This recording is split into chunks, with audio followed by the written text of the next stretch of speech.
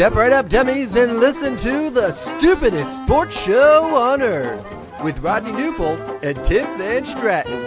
Yeah.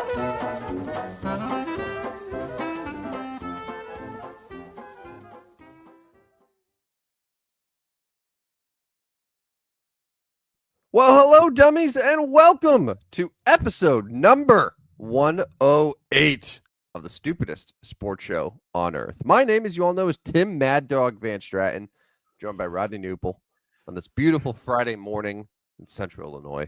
But we're broadcasting worldwide. Rodney, how are you? Dude, good, man. The eyes show that I was up late last night with the storm that came in, and I don't know about you, but my dog just can't do the storms. Just shaking endlessly. It didn't even really storm. It kind of rained and did a little thunder and lightning. But anyways, I'm doing well. I'm ready for the weekend. A lot of sports going on, and excited to be with you guys today talking sports. So here we go. Yes, the dog was woken up by the storm. Yeah. It wasn't like, like cowering and in terror and stuff, but just like, what was that? And then went out to investigate, bark at the storm. Maybe that would help it go away. But no, for the most part is okay. But yeah, there's a lot of dogs that are just like, they can't do it. They can't do the storm thing. And I get it, man. There was a huge blast of thunder that came in around 1:30, and like everyone woke up all at once. You're like, oh my God, what was that?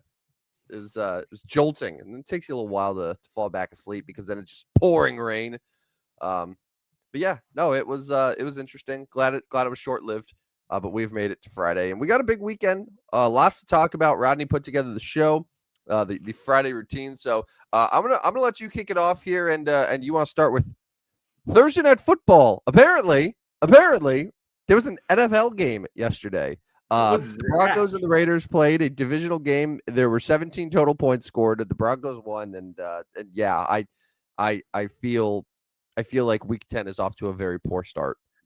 Yeah. I mean, so now we've got the best team in football at 8-2, coming off a 3-point win at home against the Raiders, in which they didn't score a second half touchdown. Right? Like I don't get it. And I say this all the time, like the divisional games can be very wacky at times. And that was one of them last night. But you said this before, and I've repeated it, and I'm going to repeat it again. The Geno Smith experiment in Vegas, it's not working at all. At all. No, sir. They scored early on an Ashton Genty touchdown and never sniffed the end zone again. They missed a field goal or two. But my goodness, what in the world happened last night? 10-7 in Denver. And if you're the Broncos, you just ignore the final score and you say, we won on Thursday Night Football. Now we've got some time off and we have the best record in football. But you've got to be a little concerned about Bo Nix. Yes. Not great last night. Not great. No, so the Broncos, as you mentioned, they're 8-2. Okay. They've scored one touchdown in their last 17 drives. That's not good. Not great. No. And I want to put this because like the Broncos did hand the Philadelphia Eagles their first loss of the year earlier on in Philadelphia. It was a good win. And they did take care of a here, let me give you the 7 of their 8 wins, okay? Yeah. So they had the Eagles, and then they took care of business against the Cowboys. But the Cowboys are a 3-win team, yes? Okay. Yes. So the rest of their wins, and this has all been during their last several weeks. So they beat the 3-6 Jake Browning led Cincinnati Bengals. Yep. They beat the 2-7 led Geno Smith led Raiders last night by 3 points. Yep. They beat the 3-5 Davis Mills led Texans by 3 points. They had another walk-off field goal last week. Yeah. They beat the 1-7 Justin Fields led New York Jets 13-11 in a Europe game. They had the amazing comeback against the 2-7 Jackson Dart led Giants by 1 point. Yeah. And they beat the 1-8 Cam Ward led Tennessee Titans by 1 score.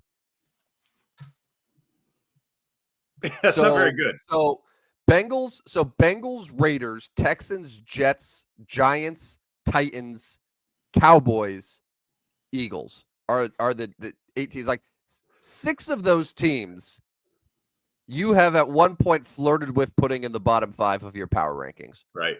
Yeah. So what you're saying is once the postseason gets here, you are likely selling the Denver Broncos. Once the postseason arrives, whoever the Denver Broncos end up playing, I will take that team. Is what I'm saying. Well, like it does not matter. Does not matter who they will play. I will take the other team to it because and the Broncos, yes, they have a very good defense, but Bo Nix has been very uninspiring this year. Like it's just he's had a couple very good games. Like the final stat line that he put up against Dallas, against the Giants in that quarter, he had a good game against Indy, but like besides that, he's turning the ball over a lot more. He's doesn't really stretch the field a lot. I'm not very high on the Broncos as being a legitimate contender. Let me give you one you may reconsider. Yeah. 7-seeded Jacksonville Jaguars at 2-seeded Denver Broncos. Okay, yeah, maybe if that's what happens. That's probably my only scenario. Yeah. Because honestly, if for some reason the 7-seeded Houston Texans made it in, I'm taking Houston. I really think I'm taking Houston. I'm not going to take Jacksonville though at Denver. I will take. I'm trying to think who else in a realistic scenario. I mean, Kansas City could fall to 7. We're taking the Chiefs at Denver. If the Chargers fell to 7, we're taking the Chargers at Denver. Mm-hmm. If the Patriots fell to 7,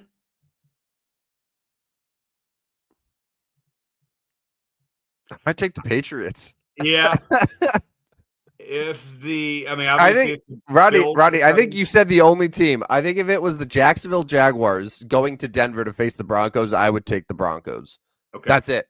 Yeah. That's it. Okay. I'm not taking the Broncos over the Chiefs, over the Chargers, over Baltimore. Like, no, I'm not doing it.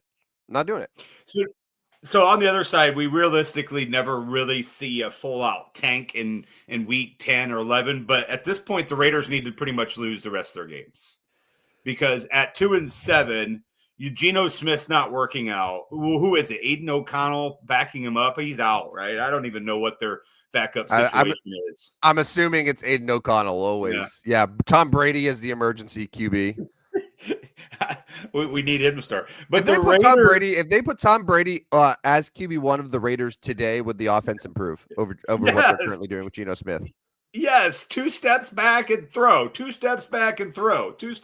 But they got rid of Jacoby Myers, obviously the top weapon there, and I'll give Geno a little credit. He literally put the ball over the top of the defender, right into that Thornton cat's hands, and Thornton dropped it. So Geno's been a disaster. I started with that, and I'm going to finish still saying that. But like the Raiders have been a disaster, and the whole Pete Carroll thing. And I'm not sure how much of it is actually Pete Carroll, or like we saw this team wasn't very good last year, previous years, so on and so forth. But like this has not gone well in Vegas, and I mean, if you're Pete Carroll, you're like, do I really want to continue doing this? Like, this isn't really all that fun. They're not making the playoffs. They're 2-7. Here's the rest of their way. They got the Cowboys on Monday Night Football, the Browns, the Chargers, the Broncos, the Eagles, the Texans, the Giants, the Chiefs. Like, they're going to go 4-13. They're going to go 4-13. And that's terrible for a team that some people thought could make the playoffs. Yes. And even if they weren't a playoff team, I mean, you, myself, lots of people were like, hey, that's an improved team. They were a team that was scrappy last year, that improved the quarterback position. They just drafted Ashton Jeanty. They have Pete Carroll, like a esteemed NFL head coach.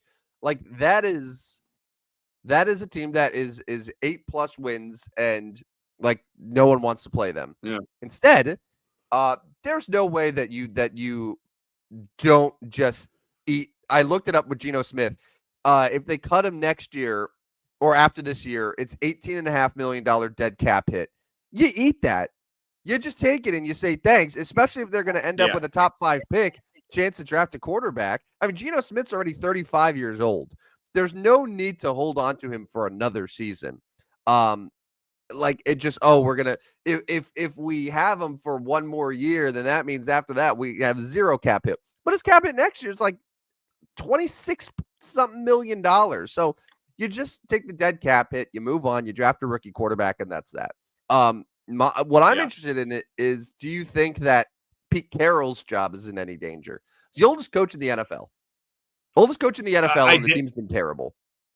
I doubt it. I doubt it yet. I mean, I don't think that they are willing to bite that bullet, to swallow that pill, that they made that mistake and hire him. And again, I don't know how much of a mistake it was to hire him. Like, I don't know. Is anybody going to get this? I mean, if Geno Smith's this bad, no head coach is winning these games. But if they kept Antonio Pierce, like, they're still probably a 2-win team right now. Yeah, with the exact same roster.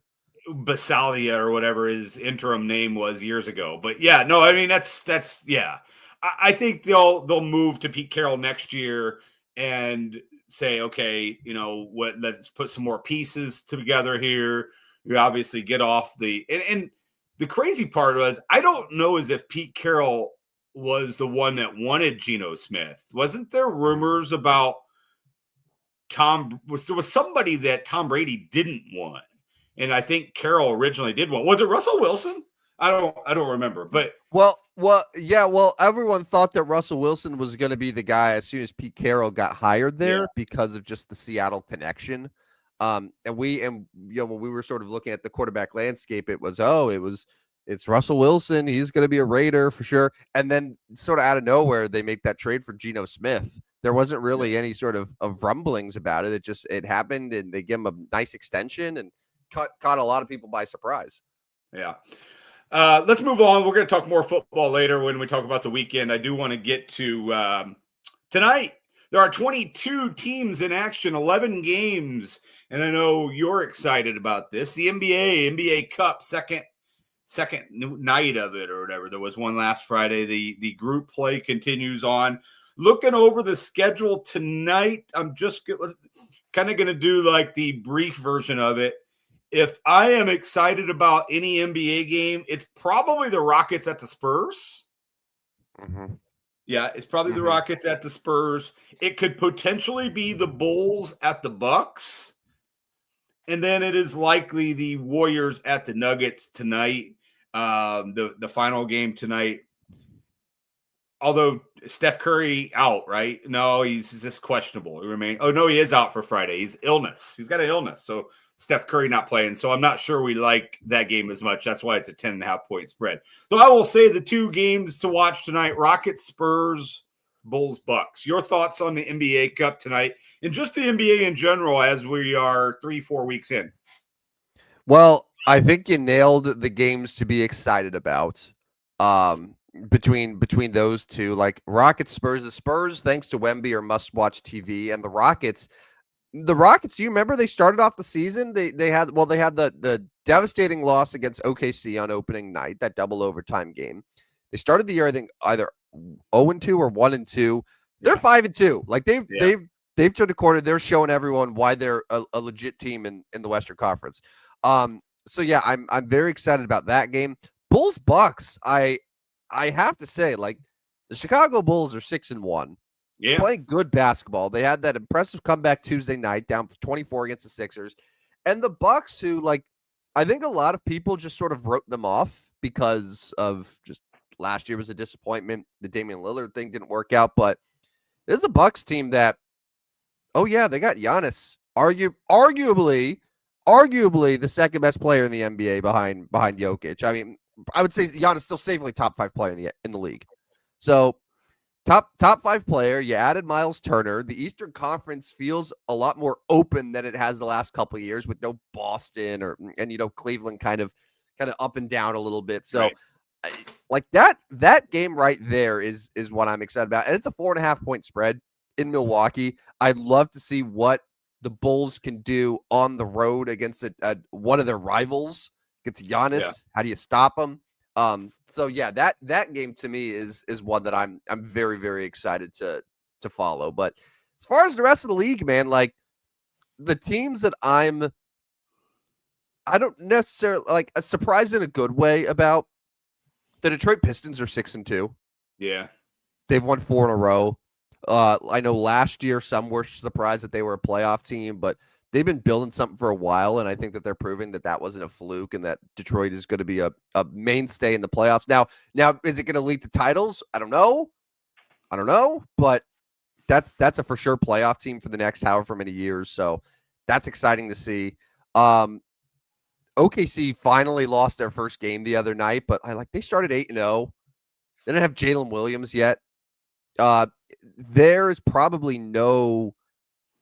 there's no team right now that you would take in the Western Conference in a 7-game series over the Thunder, right?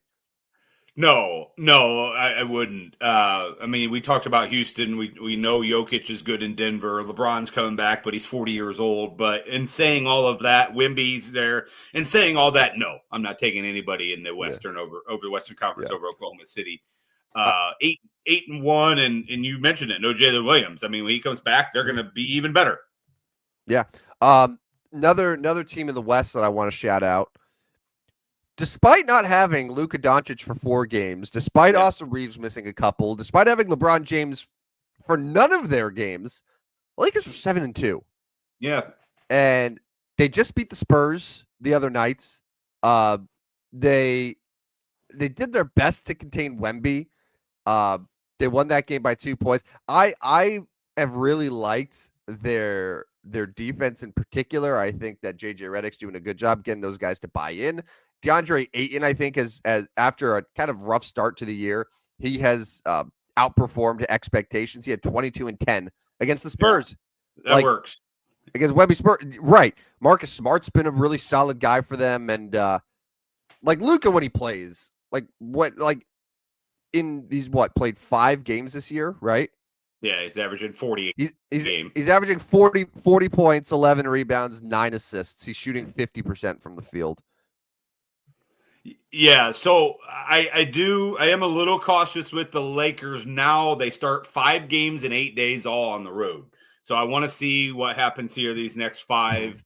You know, how many are Luka going to play? When is LeBron actually going to come back? They say he's a week or 2 away. I'm guessing it won't be until they're at home.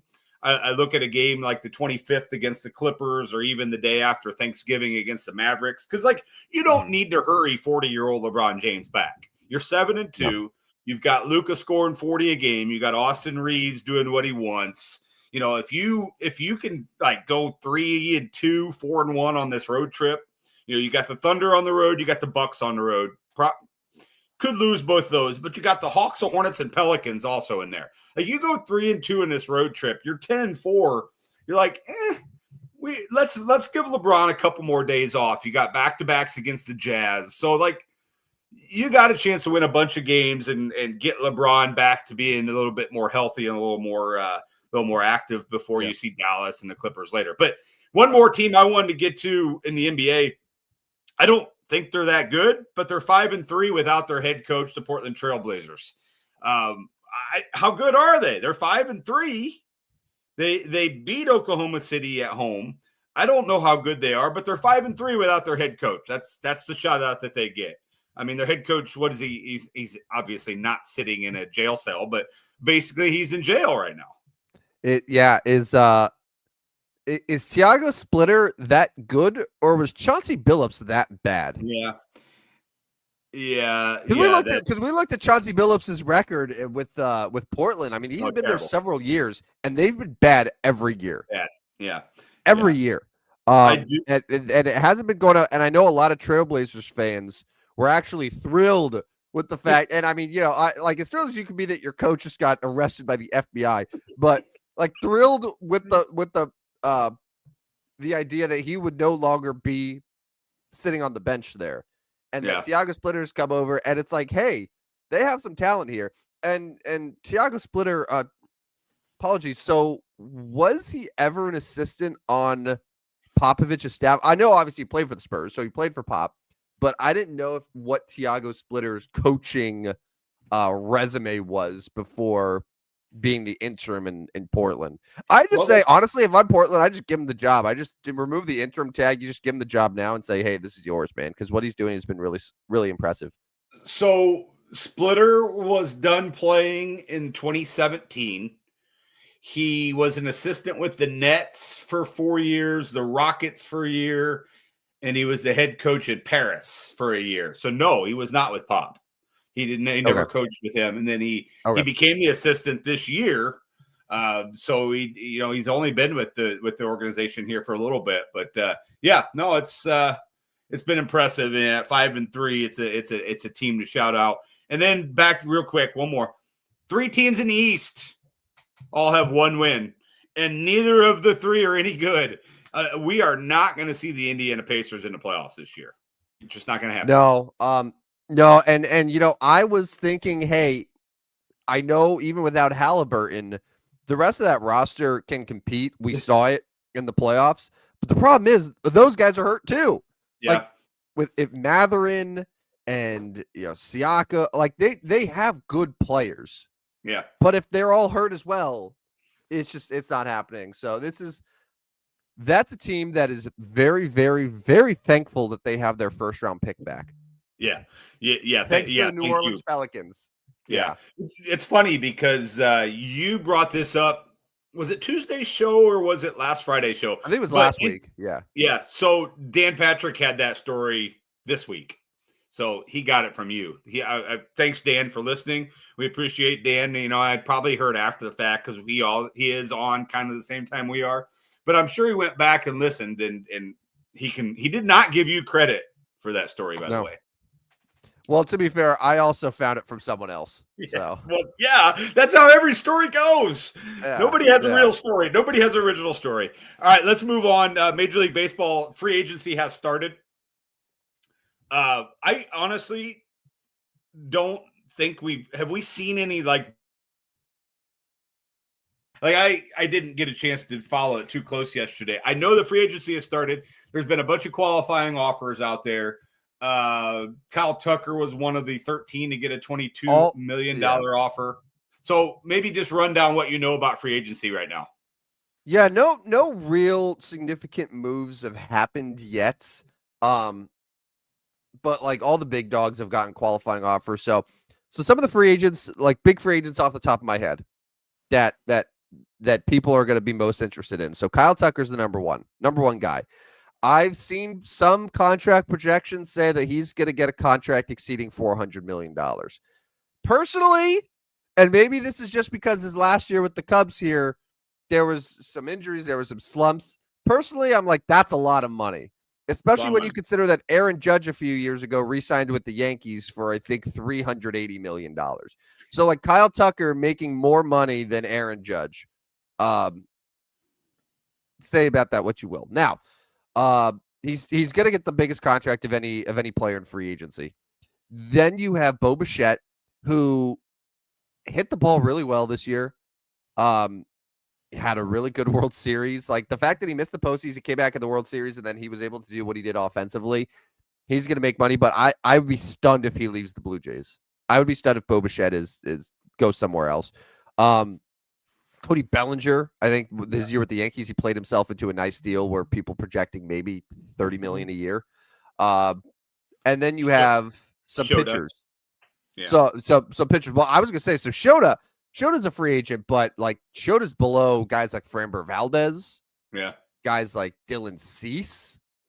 There's a couple Japanese guys, of course, who are going to command some contracts. So it's a decent free agent class, all things considered. Pete Alonso, I didn't mention Pete Alonso's a free agent. He sort of took a bet on himself and cashed in. He had a good year with the Mets, and I think he's a interesting person to watch and to see if he ends up leaving the Mets. So there are some names. We'll see how fast they sign.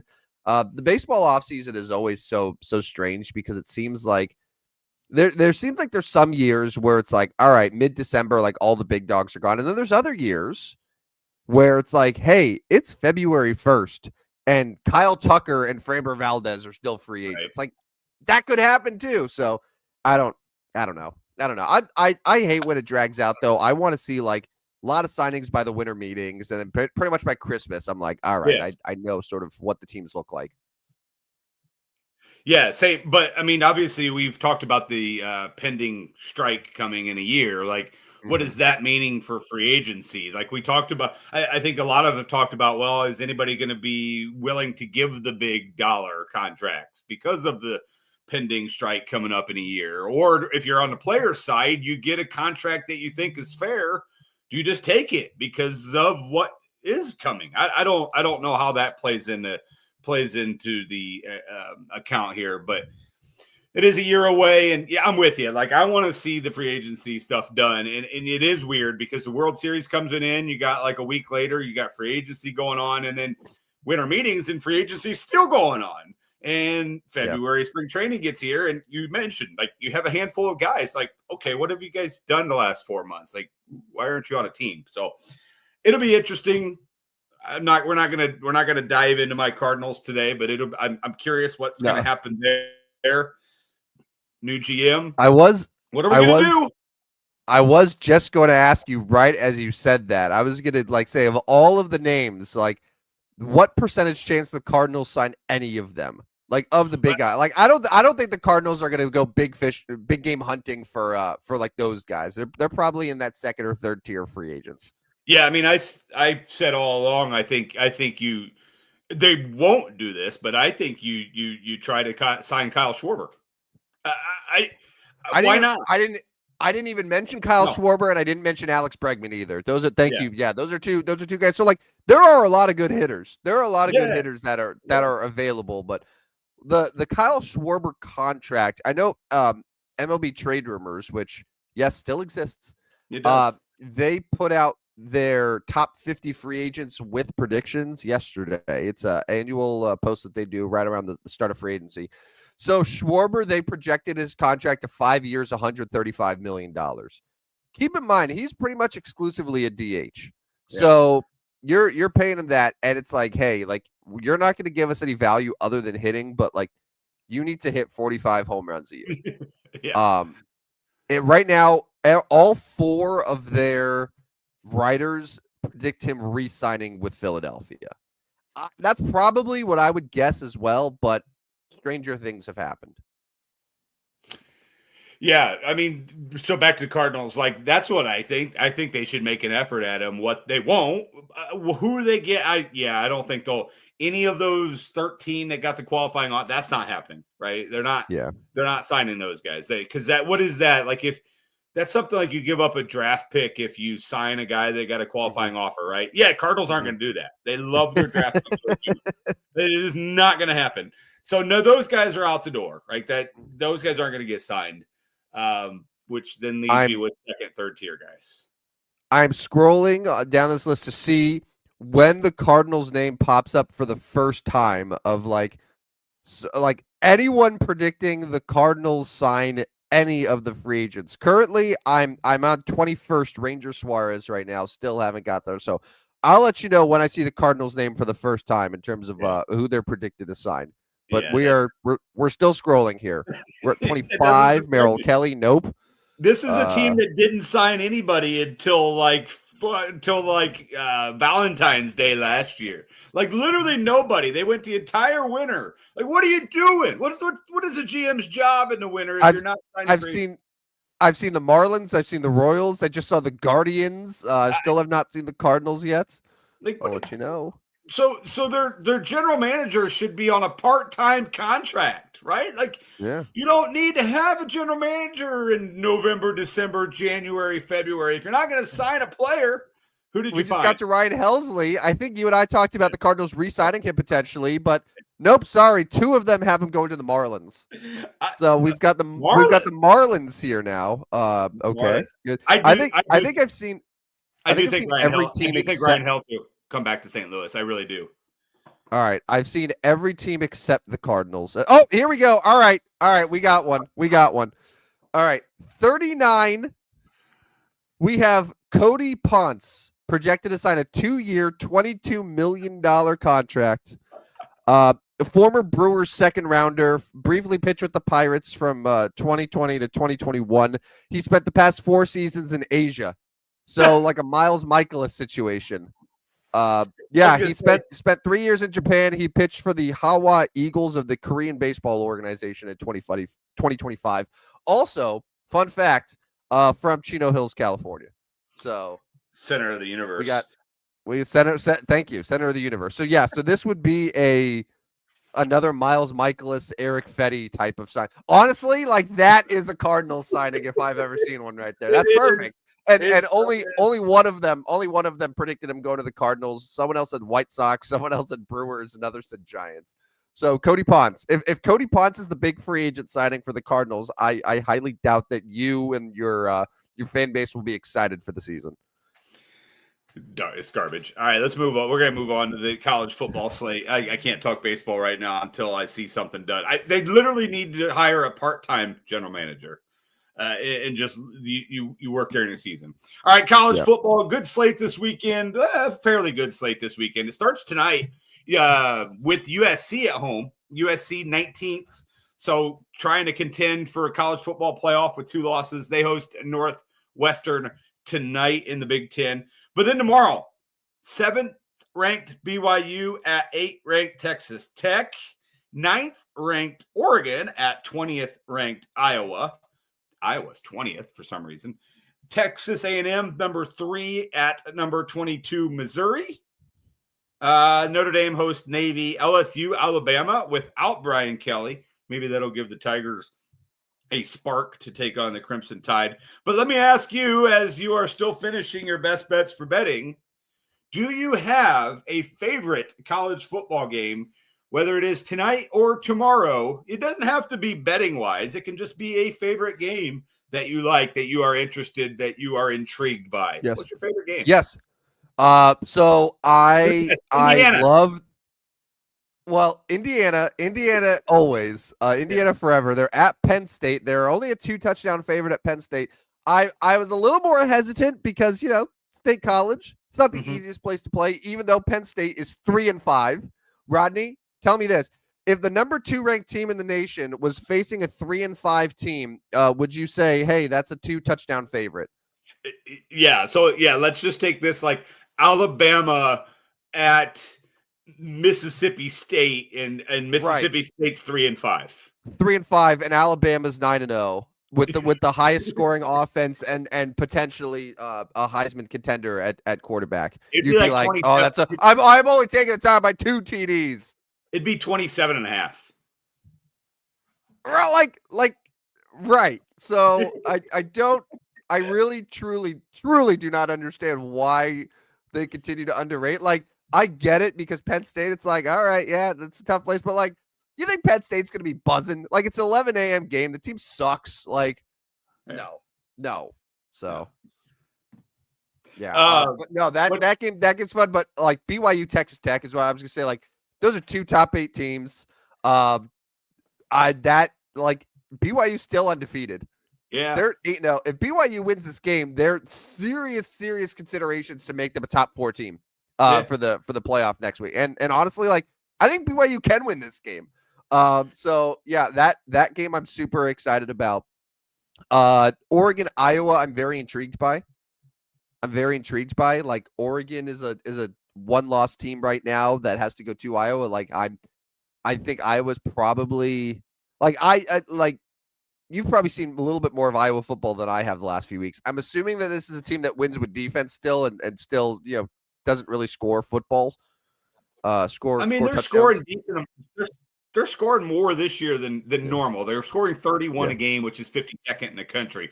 Their defense is obviously very good, 4th in the country, allowing 13.1 points a game. Yeah, and then the other game, like, probably LSU, Alabama. Yeah, LSU, Alabama, I think is a good game. Like, LSU's unranked; they're 5-3, but like, Alabama's only a 9.5 point favorite, so I think the sports books are maybe thinking LSU can keep it closer than people think. So yeah, I'm excited for that, and I wish LSU was like a smidge better, and I think that game would do really, really well. But yeah, it's a good college football slate, honestly. Yeah. All right, let's move to the NFL. We have a Berlin, Germany game early morning on Saturday. It's the Falcons. It's the Colts.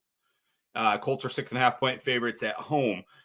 Without introducing the rest of the slate, you tell me what your favorite game is, and it cannot be Giants at Bears. It has to be a different game. It cannot be Giants at Bears. Your favorite NFL game on Sunday. Don't worry, Rodney. It would never be Giants Bears. No, my favorite game, it's a pretty clear one to me, and I can't believe I'm saying it. My favorite game's Patriots Buccaneers. It's Patriots Buccaneers. Huh? It's okay, so it's a 7-2 Patriots team that has one of the best young quarterbacks in the NFL. Against the Tampa Bay Buccaneers team that I still consider to be very good, that has overcome lots of injuries, that has one of the ultimate fourth quarter late game quarterbacks in Baker Mayfield. You have Mike Vrabel, who's a good coach. You got Todd Bowles, who's a good coach. Like, I think these are two fun teams. I expect some points. I think we'll see this come down late. I would love to see, and it's funny. I've seen a lot of Baker Mayfield late game heroics. I want to see Tampa Bay have the lead late and Drake May with a chance to drive down the field and win the game, because New England, the one thing with New England is we have not seen the Patriots play a lot of close games this year. Right. I want to see how the Patriots perform in a tight fourth quarter, in a late game, a 2-minute drill where Drake May is able to lead the Patriots down the field at Tampa. Like that is my ultimate dream for that game. But I think that's by far and away my favorite game. If I had to pick a second, I'll say Rams 49ers. They're division rivals. Two teams that right now, like, this could have massive implications for who ends up winning the NFC West down the road. The 49ers already beat the Rams once in LA on that Thursday night game. The Rams probably want revenge. They're road favorites. Probably still Mac Jones for the Niners. So I'm very intrigued by that game as well. Your primetime games, the Steelers are at the Chargers. That's an interesting game.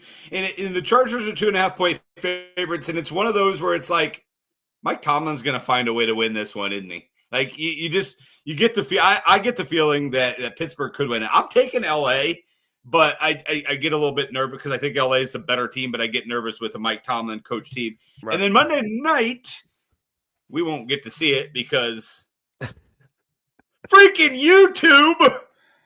Yeah, man. I'll get more to that. More on that later here in just a bit. Eagles Packers. That's a good one. Monday Night Football. Packers. Packers are 1.5-point favorites at home. Yeah, Packers is a great game. Steelers Chargers. I'm going to say it, Rodney. I think that we're a week too late to say this is a Mike Tomlin game because they already got that out of the way. Now they got to go cross country to LA to face the Chargers, Jim Harbaugh's team. Like, that stadium is going to have a lot of terrible towels. And all you'll see is just all the Steelers fans fill up SoFi. It will not matter. I'm taking the Chargers to win that game. All right, so we'll get back to NFL when we do our best bets for betting. I'm covering every sport here. I will take this one. Except a certain one on the ice, which I find a little problematic. Problematic, but that's okay. Yeah, how about Alexander Ovechkin scoring his 900th goal, and then my St. Louis Blues goaltender stuffing it down his pants. Nice. I'm done with Jordan Binnington. You're done with Jordan Binnington. Yeah, yep. With Jordan Binnington. Although, did you see last night? And the Blues have played a lot of back-to-backs, which is pretty weird to me in the NHL. They played back-to-back last night and shut out the Buffalo Sabres. But the Blues sit 15th in the West with 12 points. 4 points behind a playoff spot, which is Edmonton at 16. But Joel Hofer pitched a shutout last night for the Blues, 3-0 over Buffalo. Congrats. When I texted his name to you the other day, my phone auto-corrected it to where it made HOF capitalized because of all the times that I shorthand Hall of Famer. Yeah. I'm going to say that Joel Hofer will not be a Hofer. No. But yeah, no, good start for him yesterday. The Blues needed that because their goaltending has just been abysmal. Abysmal. All right, so college basketball tonight. Kansas is at North Carolina. No matter who you are or aren't a fan of, that is a fun game because it's two power programs. It's two blue bloods. Unk is actually a favorite. You mentioned that before the show. Unk is a 1.5 point favorite at home in Chapel Hill. Wonder if Bill will be in attendance tonight to see the Jayhawks and the Tar Heels. Our buddies from Eastbound and Down, the Illini, host Florida Gulf Coast. It is no longer Dunk City. It hasn't been Dunk City in like 10 years now, but it is the one thing we remember them by. Florida Gulf Coast, not real good anymore. But the Illinois is a 27.5 point favorite in that one. But then you get to tomorrow. Alabama is at St. John's. That's a top 20 matchup. Arkansas is at Michigan State. That is a top 25 matchup. And Oklahoma is at Gonzaga late Saturday night. Porter Moser goes to Gonzaga. So my favorite game tonight, of course, is the easy one. It's Carolina. It's Kansas. Tomorrow is probably Alabama St. John's. Rick Pitino gets to host Alabama. I think it's at the Garden. So it should, it is. It's at the Garden tomorrow morning, 11 o'clock. So should be a fun one. Basketball's back. Yeah, and that Alabama St. John's game, Fox Sports 1. YouTube TV customers, watch away. Very exciting. But yeah, like Kansas UNC, that's a great game. You got Alabama St. John's, Arkansas Michigan State, Fox game tomorrow night. That's a good game as well. I like early season college hoops that are like competitive games, like two blue blood programs. I enjoy that a lot. And games that I can actually watch. So no, Kansas, North Carolina can't watch it because ESPN and YouTube continue to be on a breakup. So this might seem stupid, but okay. Suppose someone has the ESPN Disney Plus package, right? The bundle. So even if you can't watch it on YouTube TV, why is it that if you pay for ESPN Plus, you can't watch ESPN games on it?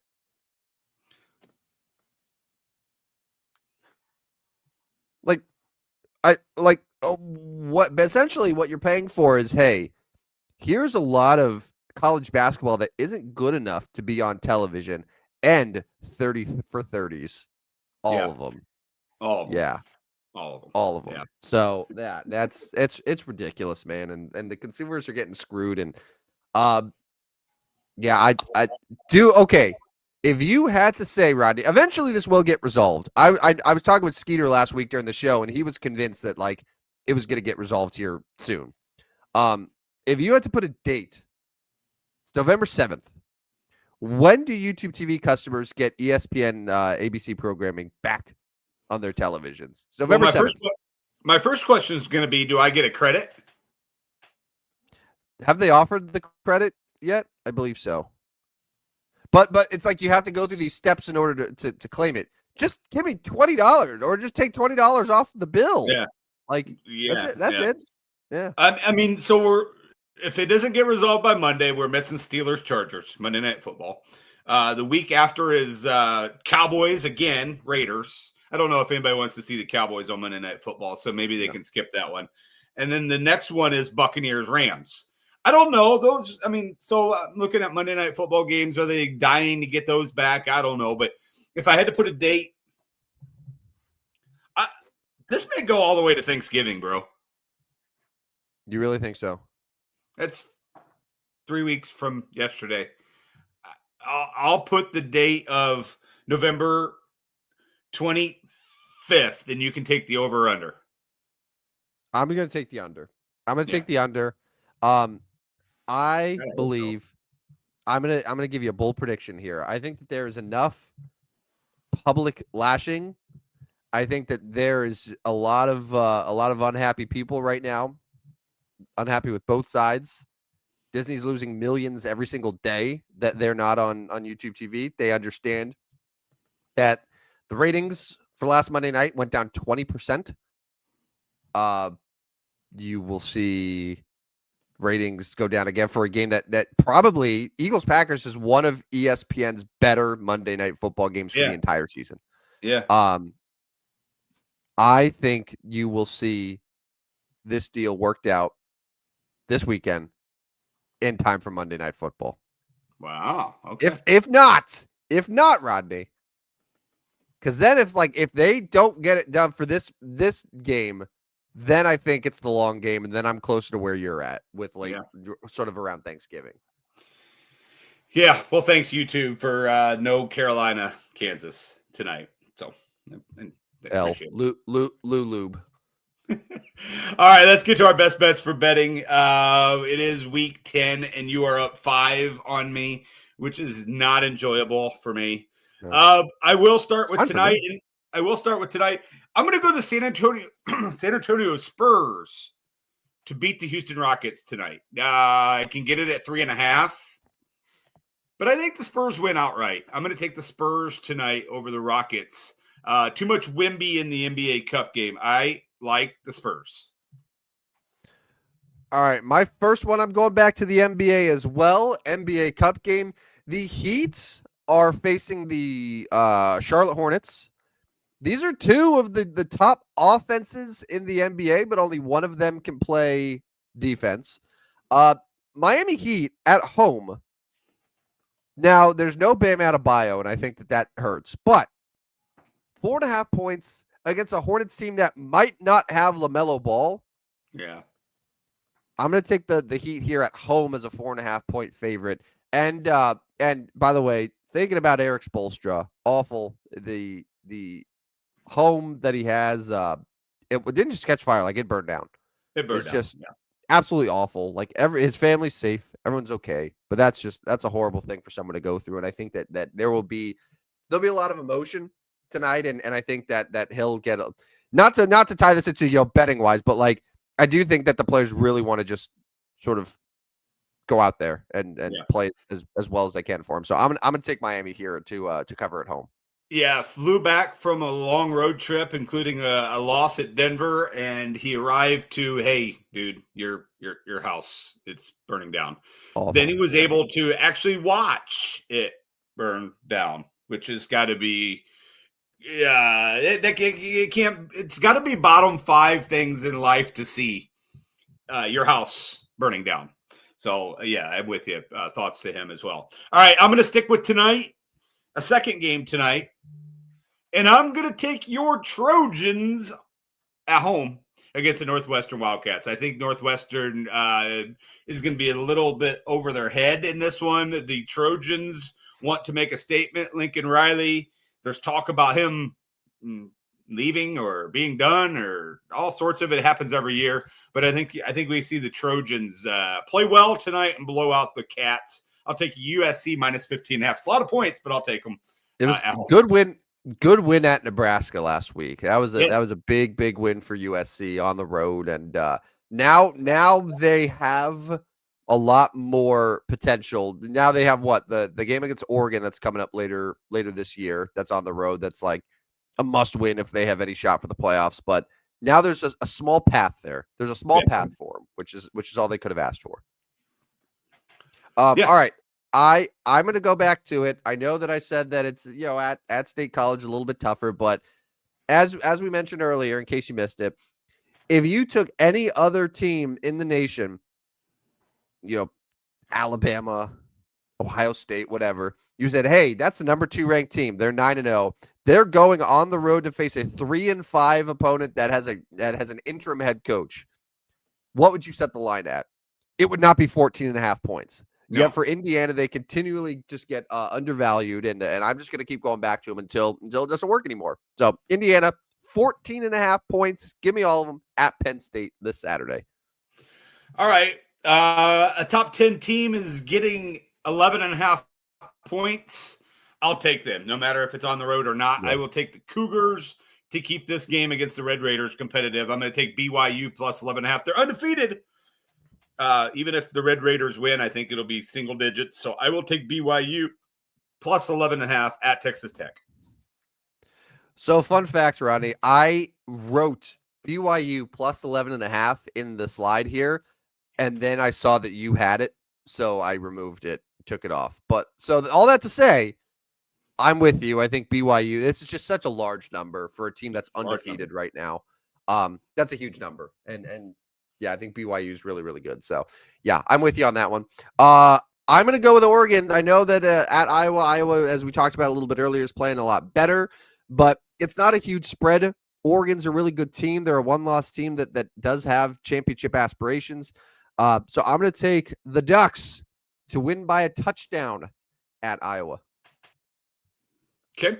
Move to Sunday in the National Football League, and I am going to take the Bears at home against the Giants. Boo, Homer, boo. Yes. I've oftentimes been declared a Bears homer. Minus Well, 4.5. Rodney, The Bears to win at home. Rodney, it doesn't help that you literally were a Chicago Bears season ticket holder as recently as last year. But that's recent. I've never been a New York Giants season ticket holder. Just saying. Yeah. All right. I'll take the Bears to cover 4.5. Is it Kyle Monangai again, or is DeAndre Swift back? Because Giants got a terrible run defense, and if it's Kyle Monangai, you got to fire him up. All your DFS lineups. Yeah, he's going to be a little higher price now. Probably you're not going to get the cheap. You're not going to get the cheap Monangai. So I'm looking at the injury report. Romo Dunze is questionable with an ankle. DJ Moore is questionable with a hip. Luther Burden is questionable with a concussion. Roshan Johnson's questionable with a back. Cole Kmet's questionable with a concussion. But no DeAndre Swift. So he is cleared. He will play. Okay. So basically it's going to be run the football and then Colson Loveland. And that's it. Yeah. That's all they need. That's all they need against Giants. I will probably play DeAndre Swift in my lineups. Ooh, you heard it here first. Fantasy expert Rodney Newple telling you, play DeAndre Swift. Yeah, because I've been really good the last 8 weeks. All right, I'm moving on to the NFL here. The first game on Sunday, it's an overseas game. Is this the last European game, or do we still have more, or do we just is this every week now? I don't know. I think we have one more. Let me check that while you talk here. All right, but the Colts, they lost a tough one against the Steelers. I did predict them to lose, but now I'm saying that the Colts will respond, and they will face an Atlanta Falcons team that just is so up and down, hot and cold. But I think the Colts bounce back in a big way against Atlanta. They'll win by a touchdown overseas. I considered this one, but then I thought, oh yeah, the Falcons. They're so bipolar that I am not touching them. I am. Yeah, I thought about it too. So I got an answer for you. We have one more overseas game, and it is live from Madrid next Sunday. And it features the Washington Commanders against the Miami Dolphins. Washington Commanders. Yeah, so Marcus Mariota against the Miami Dolphins. Yeah. 3-6 Commandos against 2-7 Dolphins in Madrid. There you go, Madrid. Can we leave them there? Enjoy that time. Commanders host the Lions this week, so they're probably not winning. And the Dolphins, they host the Bills, so they're probably not winning either. Which means both teams will continue to suck and be 3-7 and 2-8 in Madrid. All right. Last one for me. I mentioned it earlier. I'm taking the Chargers at home against Mike Tomlin. You mentioned it. Last week was the Mike Tomlin game. I'm not scared anymore. Chargers win at home. All right. My final best bet for betting, the Detroit Lions made us look like fools last week. Yes. By losing at home to the Minnesota Vikings as a 9.5-point favorite.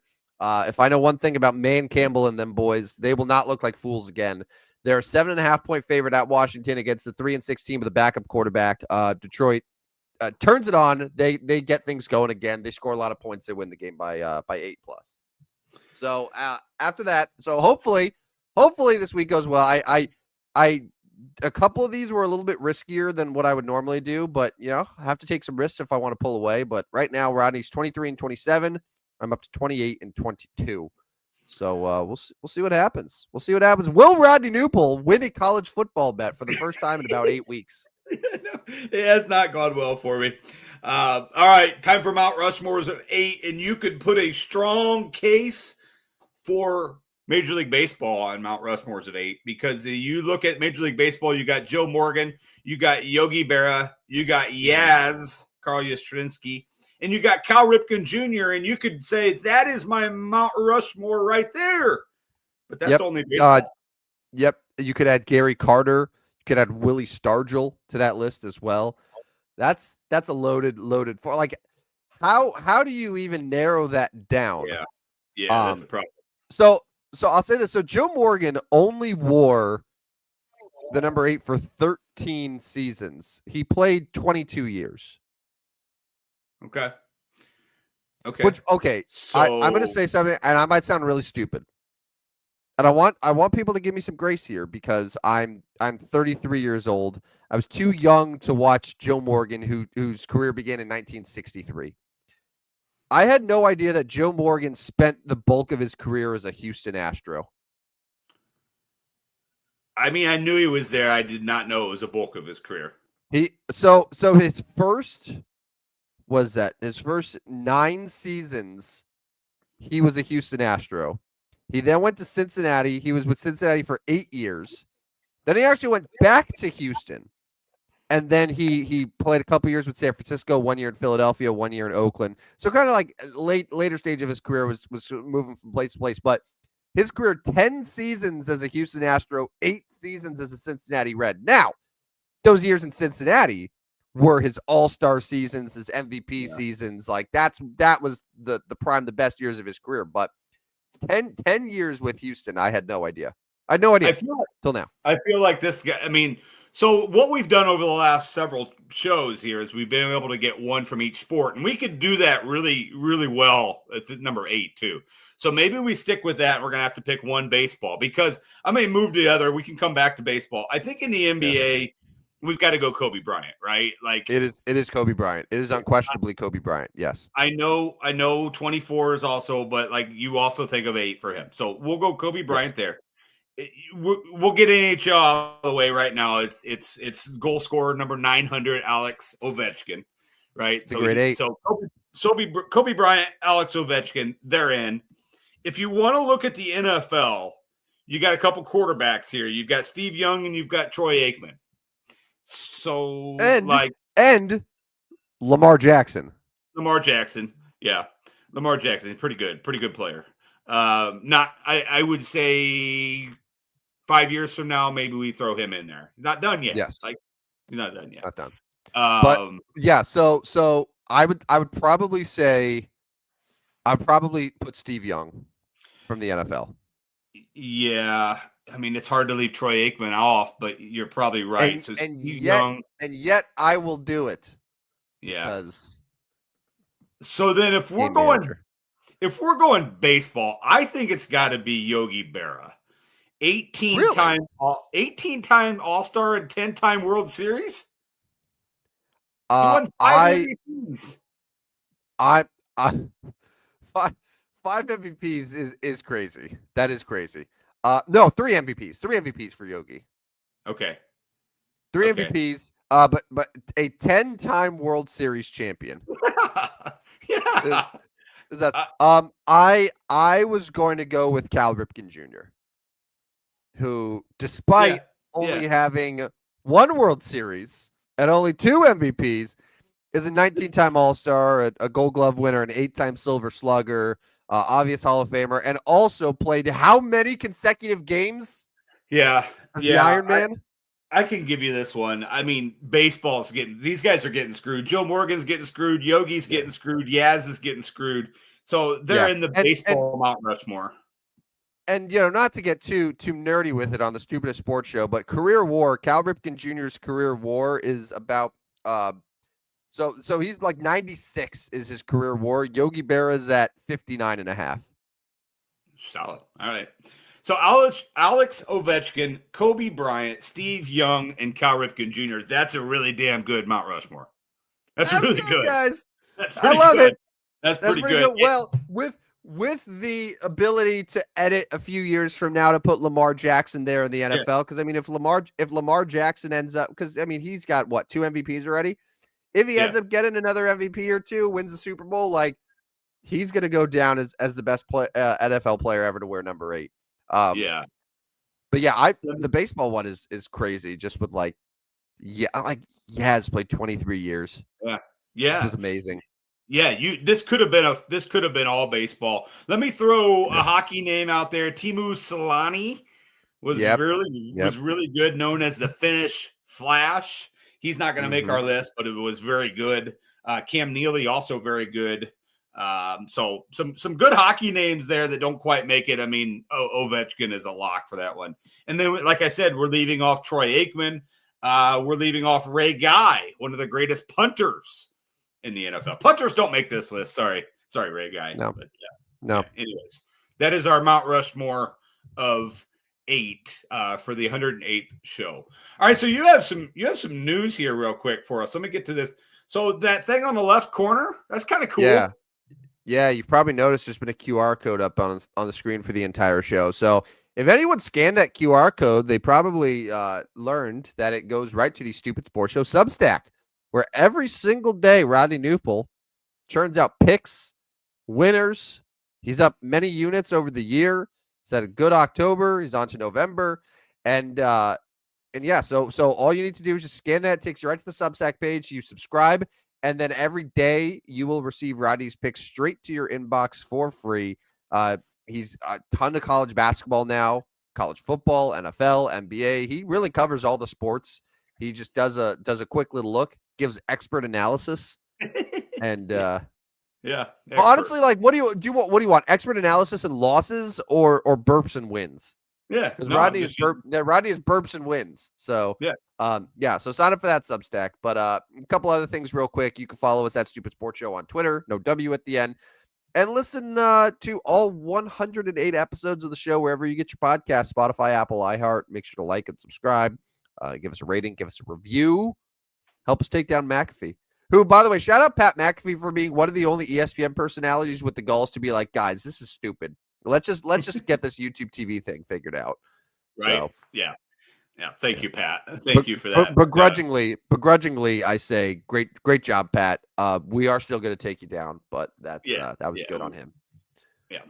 All right, let's get out of here for the day. We'll be back on Tuesday, November 11th. That's Veterans Day. Happy Veterans Day to those, to all.